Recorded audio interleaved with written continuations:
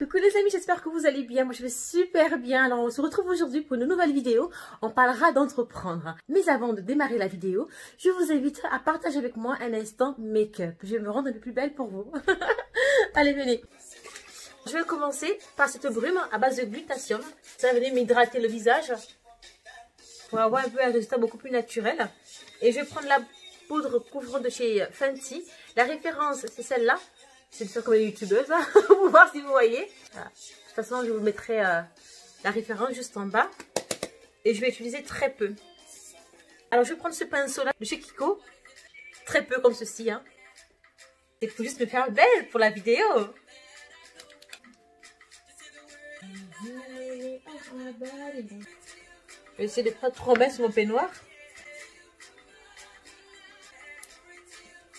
Elle est ultra couvrante. Vous avez vu? Elle est ultra couvrante. Voilà. Tapez les mains, tapez les mains.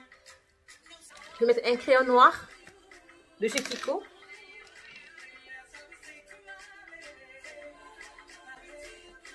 Ouais, c'est parfait. Et je vais dessiner mes sourcils. Je vais juste le peigner et le repigmenter un petit peu.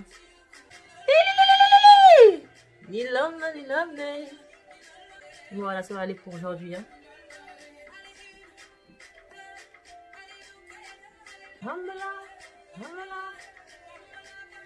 Alléluia. Je me fais un beau petit blush de chez Juvia's, très pigmenté également. Un petit sourire et j'étale. Je vais terminer par le labello, légèrement rosé. Légèrement, bien rosé même. Allez, c'est parti. Et let's go. Ça y est. On parlera de l'entrepreneuriat. J'avais à cœur de donner réponse à vos différentes questions sur Instagram qui me demandent en ce moment je suis dans mon business, ça marche pas, ou j'ai envie d'entreprendre, j'aimerais faire ci, j'aimerais faire ça, comment tu fais, je vois ton activité sur Instagram, ça m'inspire. Alors je me suis dit là, pose-toi et j'ai le plaisir du coup de me retrouver aujourd'hui pour ce thème-là. La vidéo, je vais la réaliser en deux parties. La première partie, c'est vraiment vous partager 5 conseils sur comment réussir son business. Je vais répondre à une première question, qui est celle-là. L'interrogation et l'inquiétude de Sylvain. Elle me dit merci, je t'adore. Moi aussi, je t'adore, Sylvain. Merci en tout cas pour ton message. Et j'aimerais que tu me conseilles pour réussir en affaires. Le premier conseil, lance-toi. Arrête de procrastiner. Donne-toi les moyens d'aller jusqu'au bout de ce que tu veux faire. On n'a qu'une vie et elle commence dès l'instant où tu te lèves. Elle commence maintenant. Ton avenir, tu l'as créé dans le présent. Alors, c'est vrai, c'est plus facile quand on est dans la phase de doute de se dire je vais pas y arriver. Est-ce que je suis formée? Est-ce que je suis qualifiée? J'ai pas d'argent? Est-ce que j'ai la légitimité de faire ci, de faire ça? Tout ça, c'est bidon. C'est des éléments qui sont là juste pour te perturber. Toutes ces questions-là, elles ont lieu d'être. Mais elle peut facilement nous freiner. De la réflexion va amener un plan et du plan va amener des actions et des actions vont amener les résultats. Vous voyez? Donc la réflexion, c'est la phase la plus importante. Elle peut durer 1 an, 2 ans. Prenez le temps qu'il faut pour réfléchir. Ensuite, le deuxième conseil que je te partage, c'est de travailler dur. Ne relâche pas tes efforts. Sors de ta zone de confort. Découvre d'autres manières de travailler. Quand tu vois que tu n'y arrives pas, essaie de te poser la question, pourquoi je n'y arrive pas? Quel est l'outil que je peux utiliser pour mieux rebondir? Dis-toi déjà dans l'esprit que la notion d'échec n'existe pas. La vie est un apprentissage. Ton business est un apprentissage. Mets de l'abnégation dans tout ce que tu entreprends, de l'énergie, ne compte pas tes heures, sois pugnace. Même quand certaines situations te paraîtront difficiles, inatteignables. Tu sais, moi, quand j'ai démarré dans la coiffure, qui est vraiment un métier qui m'est tombé comme ça, clairement, parce que moi au départ, je voulais être avocate. J'ai eu un enfant très jeune, donc il fallait vite que je taffe pour pouvoir répondre aux besoins de mon enfant. Et la coiffure, vraiment, c'était une opportunité pour moi. J'avais des doutes, parce que quand tu arrives dans un pays qui n'est pas le sien, la coiffure, elle est perçue différemment ici. C'est un véritable art, c'est un véritable métier. Pourtant, coiffeuse en Afrique d'où je viens, c'est péjoratif, c'est dénigrant. C'est-à-dire qu'en Afrique, on a gardé un petit peu l'idée que la France faisait avant des métiers de l'artisanat. Hein. On considérait que la coiffure était un sous-métier, c'était vraiment un métier de bas échelle. Donc, quand je suis venue en France, d'avocat à coiffeuse, c'était vraiment deux mondes mais bien différents. Il fallait dans tous les cas que je puisse exceller. J'ai eu vraiment des instants de doute. Je me suis dit, est-ce que je vais y arriver à maîtriser ce cheveu? Est-ce que je vais comprendre leur code, leur façon de penser? C'était vraiment brutal pour moi tout ça. Parce que c'était un choc culturel. Je me suis dit, mais c'est pas possible de faire autant de formations sur un métier. Donc je ne comprenais pas. J'ai davantage travaillé. Je me suis formée. Je n'ai pas compté mes heures. Et je n'ai pas lâché. Ma ténacité, elle était sans faille. Parce qu'au fond de moi, j'avais un objectif. C'est important, la notion d'objectif. Pourquoi je le fais et où je veux être dans 10 ans, dans 5 ans, dans 20 ans. C'est important de faire des choses avec but. Ça le booste. Si tu n'as pas de but, et facilement tu perdras pied parce que tu vas céder à la fichue phrase, tu n'y arriveras pas, c'est compliqué, regarde ci, regarde ça. Tu vois, donc vraiment, ton objectif, garde-le en ligne de mire et par contre, bosse, bosse, bosse, bosse. Il n'y a pas de secret. Peu importe l'univers dans lequel tu te sens inspiré, qui te donne des frissons, mais taffe. Taffe parce que ton travail payera toujours. Tu auras des moments de difficulté, des moments difficiles, tu vas douter, mais continue à persévérer et crois en toi. Vraiment, ne lâche pas la pression. Ensuite, tu as un troisième conseil à te partager, le plaisir. Ne pas occulter la notion de plaisir. Surtout, ne fais pas les choses parce qu'on t'a dit que c'était bien. Parce qu'on t'a dit, en ce moment, c'est ça qui est à la mode. Sors de ça. Choisis un business qui te génère du plaisir. Quelque chose que tu fais, tu ne vois pas les heures passer. C'est un business qui te procure le plaisir de faire, mais vas-y, fonce. Parce que l'effort ne pourra être dans l'endurance que s'il y a le plaisir. Je trouve que c'est dommage de faire un business pour seul but, gagner de l'argent. Pour moi, la notion de gagner de l'argent est une finalité, mais pas un but. Moi, le but, c'est de faire ce qui nous plaît, nous sentir heureux.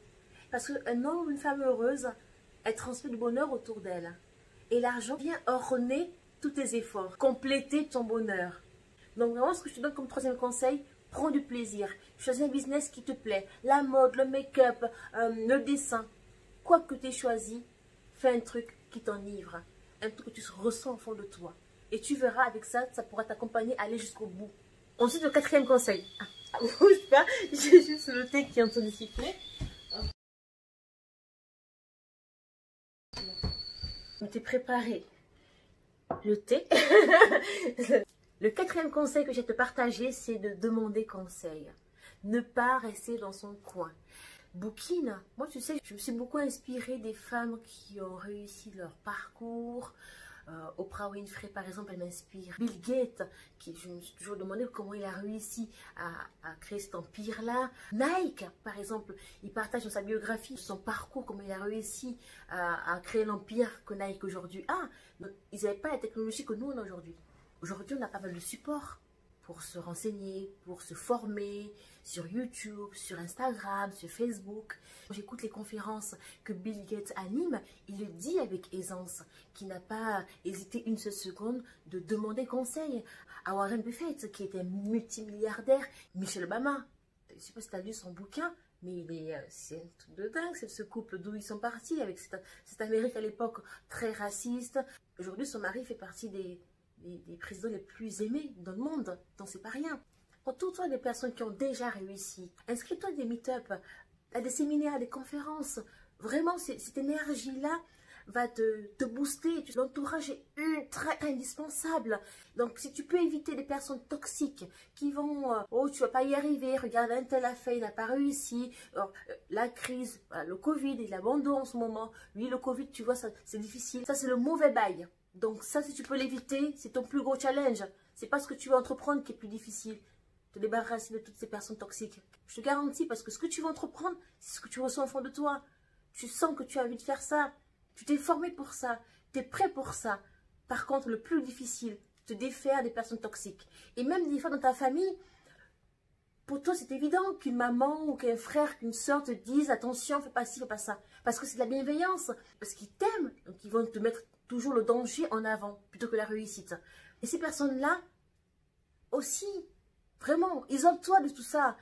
Entoure-toi des personnes qui ont réussi. Au début, quand j'ai voulu rentrer dans le monde de l'entrepreneuriat, où j'ai assisté à des différentes formations, où j'étais quasiment la seule black, je me disais waouh, qu'est-ce que je fais là, est-ce que j'ai ma place? Pour moi, toutes ces questions-là m'ont tellement taraudé le cerveau qu'elles m'ont empêché de faire ce que je voulais faire. Mais Moi, j'ai un super livre à te conseiller sur comment se faire des amis. Et vraiment, lis-le. Il est très bien fait, très bien écrit. Ce livre-là, il est super. Tu vas voir, je pense que c'est important de chercher à travailler sur notre mindset. Cinquième et dernier conseil que j'ai à te partager et qui n'est pas des moindres, c'est l'adaptation. Nous sommes en 2021. La crise sanitaire qui frappe le monde nous montre bien qu'il va falloir avoir la capacité de s'adapter aux situations. Peu importe ton business, il faut que tu aies un plan. Si tu n'as pas un plan d'action, mais tu vas subir des situations externes qui peuvent fragiliser ton business. Donc vraiment, la capacité à s'adapter. Je ne sais pas si tu as remarqué, j'ai commencé dans ma chambre, je suis revenue ici, dans ma chambre, voilà. C'est une gymnastique d'esprit, une aparté. Ma fille, elle est en plein examen. Elle révisait en haut, je suis allée là-bas. J'avais décidé que je la ferais aujourd'hui la vidéo. Je m'étais organisée pour cela. J'avais occulté que ma fille avait aussi ses partiels. Je pensais qu'elle avait juste une heure. J'ai commencé la vidéo là-bas, je suis revenue ici. Je me suis adaptée pour au final atteindre mon but, terminer cette vidéo et te la partager. Donc c'est pareil pour ton business. Il faut que tu aies la capacité à t'adapter et te dire aussi que la vie n'est pas le fleuve tranquille. Que des fois elle n'est pas juste. Tu auras des moments où tu vas te dire « j'y arrive pas, c'est nul ». Tu auras l'impression que les autres arrivent plus vite dans leur réussite et pas toi, que tu es en phase d'échec en échec. Non, regarde pas ton verre vide. Ton verre il est à moitié plein en permanence. Jamais vide. Reste positif. Fais du sport si tu aimes ça. Fais un truc qui te génère du plaisir et du bonheur. Il faut être bien dans ses baskets. Comment veux-tu vendre un business si toi-même tu es en complexe? Il faut pas. Tu es fier de ce que tu veux faire et tu prends ce que tu veux faire. Donc vas-y, fonce. Si tu appliques déjà les 5 conseils, tu mets de la rigueur dans ça, tu te crées une trame, tu te dis voilà, je te prends un bloc-notes, tu te marques ton but. Je suis là aujourd'hui, je veux aller là. Mais pour aller là, quel outil je dois utiliser pour atteindre mon objectif? Ensuite, la deuxième partie concernera la deuxième question qui est celle-là. Elle précise, je travaille mais je ne gagne pas beaucoup d'argent. Je dois aider mes sœurs et ma mère. J'essaie toujours, mais ça marche pas. Je fais la vidéo. C'est Nicolas. Mais oui. J'ai bien fini. J'ai sorti le poulet. Je suis content pour toi. Je sais pas si... Non, je sais même plus où j'en étais. Bref, oui, donc du coup, je disais, ce qui est important là dans la vidéo, la première partie, c'était vraiment répondre à la première question. Je vous dis maintenant, à très vite sur le prochain volet de l'entrepreneuriat. On pourra du coup répondre à la seconde partie de la question.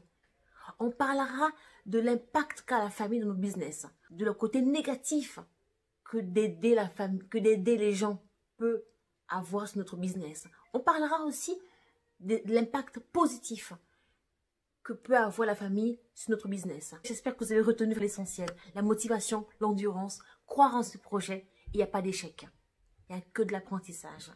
Sur ce, je vous embrasse. J'espère à très vite. Dites-moi en commentaire votre expérience. Est-ce que la vidéo vous a plu? Pour l'instant, je vous embrasse très fort et je vous dis prenez bien soin de vous et à bientôt. Pensez à vous abonner, à partager et à liker. Accessoirement, ça peut aider. Bye!